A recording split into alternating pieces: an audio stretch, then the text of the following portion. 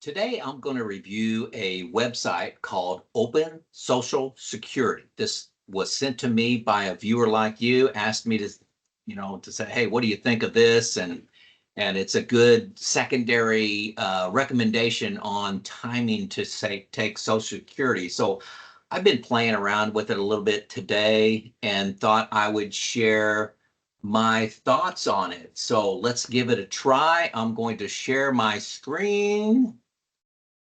Got to get this up first. Share my screen here. I'm not the quickest at recording my screen here.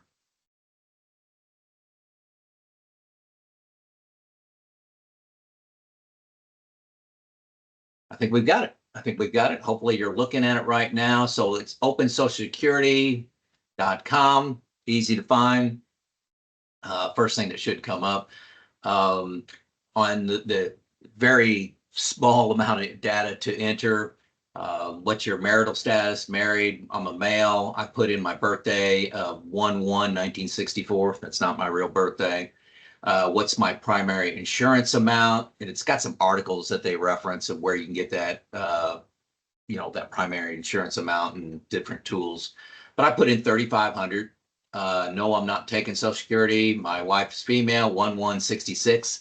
I put in that she's 2 years younger than me because she's actually 2 years younger than me. I wanted to illustrate a point here or highlight a point. Her primary insurance amount is 0. So she's going to get the spousal benefit of mine. Okay. Not taking Social Security. And then I'm going to hit submit. Okay. And it's calculating the optimum point in time to take Social Security. Now, what's important to say here is it calculates the optimum point based on net present value. Net present value. That's the concept that time has an impact on the value of money. For example, $100 today is not worth the same as $100 a year from now.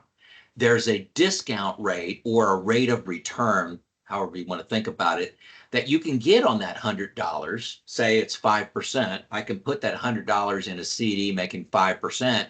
And a year from now, it's worth 105. Okay. It's worth 105. So that $100 is worth more now than it is in the future. Hopefully that makes sense to you.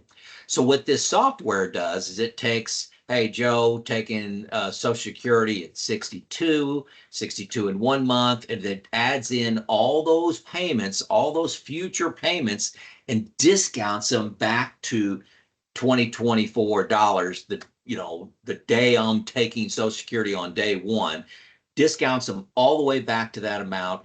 And so you can look at removing the time factor from your payments, and you can just look at a total number. So there'll be a total number, and you want to pick the highest. That is the highest net present value discounted the time value of money. Hopefully that makes sense. Just another way of doing this. I thought this was very interesting, but I've got a big concern with it. Then I'll talk about that in a second. So it comes back and says I should take it at 69 and 0 months, and my wife should take it at 67. So she cannot have her benefit until I take my benefit, and that's just the way the law works.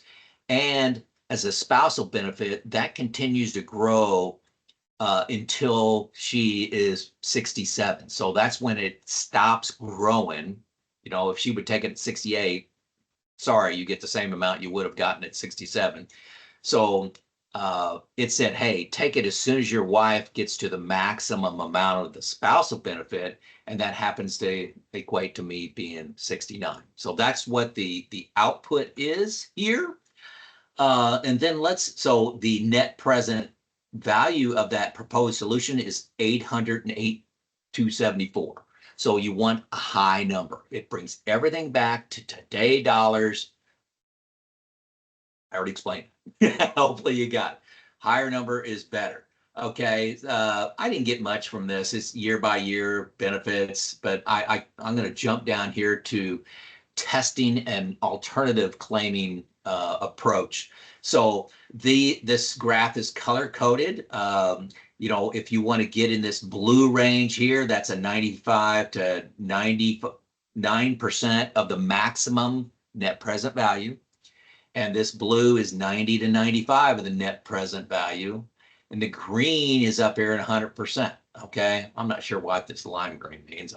I really haven't figured that one out. But my current approach, and this is extremely sensitive, I'm right here in the middle of this green. And it's very, very sensitive. There you go, 100% maximum. You begin at 1/20/33, and my spouse begins at 1/23. That's the selected ones right here in the middle. 100% of the maximum net present value says I should take it at 69 in the year 2033. Hopefully that makes sense to you. Now you can come down here and put in another solution. Okay, let's say I want to put in when I'm 64, so let's go 4 years from now, 2028, and then my wife I'll put in at 2028 as well. So I'll be 64, she'll be 62. So that's the earliest she can get it. So this is really kind of on the low end is what I would select. And then I'll hit submit. And you see what it does here, it puts a small little dot on where that is. I'm getting, you know, the low end of this, you know, orange section here. It says the present value of this alternative approach is 743, which is less than the 808 from the 100%. And that's a difference of 8%. I'm going to make 8% less, dollar for dollar, taking out the time value of money, zeroing that out. It's this approach, I'm going to have less money. Now, that's not saying it's the wrong choice for you. It's saying based on net present value, I'd be better off delaying until I'm 69 and 67 for my wife. So hopefully you found that pretty cool. And I got a couple comments. Let me stop sharing here so you can see my full face and I can go back to my notes over here. So, hey, very good, cool. It's a different way. I've never seen anybody look at it net present value, but that is very appropriate. But a huge caution, as I said, we're looking at Social Security decisions in a silo with blinders on. Okay, we did not put in our mortality expectation. So what if I have come from a long line of sick males in the Coon family, and I don't expect to live past 75? Well, that factors into the decision of when I'm going to take it. I'm going to link a couple things here. Number one, I'm going to link the Open Social Security website so you can take a look at this. The second link is going to be a John Hancock mortality calculator where you can factor in things like, do you smoke? Do you drink? Have you had any traffic tickets? What's your cholesterol? All these kind of things.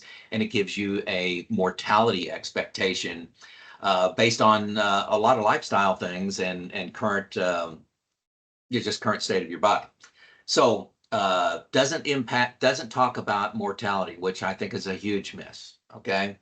The second thing, it doesn't mention anything about taxes. This is not looking at taxes at all. If I took Social Security at 64, it greatly impacts my taxes. Okay. I have IRAs. I have 401ks. I used to have 401k, moved it all to an IRA, but you could have a 401k. You have brokerage accounts. All these affect your tax situation. What if I wanted to lower my tax situation by taking Roth conversions? I don't want to take Roth conversions while I have my income up higher by taking Social Security earlier. If by delaying Social Security, I'd like to run the test of doing Roth conversions, right, and lower my tax burden. Doesn't even look at that. Doesn't even look at the impact on your other assets. That's a huge miss, folks. Okay. Doesn't talk about the impact on IRMA, your Medicare supplement. For example, prescription drugs is based on your income. So you bring your Social Security earlier, that can raise your income over a threshold. You start paying higher Medicare premiums. doesn't even look at that. Okay, so other income sources are a big deal to IRMA, also the taxes that you're going to be paying over your lifetime. The last thing, and this is just as important as the others, a lot of people use a Monte Carlo simulation to look at the success of their plan. Well, Social Security is fixed income. It grows at a certain rate, 7 or 8% a year, the years you delay it, and it grows with inflation. We didn't talk about inflation here at all. Um, so if you take Social Security, say at 62, and you take it at then run a Monte Carlo simulation, say it says 85%. 62 says 85%. You could change that to 67. It may say 94%. It changes because it's fixed income. Monte Carlo varies your returns, varies inflation of your different assets, your stocks, your bonds, varies them all over the place. Social Security is a fixed number. Okay. You increase your probability of success by increasing your fixed amount, general. Okay. So it's a huge lever for changing your Monte Carlo score, percent successful, to feel good. Okay. I'm not saying Monte Carlo is everything. I'm saying it's one thing. Okay. So the problem I see with this software is if you just look at only at this website and make a decision, good chance you're making a huge mistake. This is why I use BOLDIN software. The old new retirement software, it factors all this in. It's got a Social Security Explorer in it. And that says, hey, we've optimized this. Here's the right age.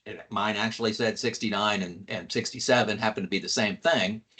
But that was a balance of taxes, IRMA premiums, and getting my Monte Carlo score up, for example. So it was looking at all those factors.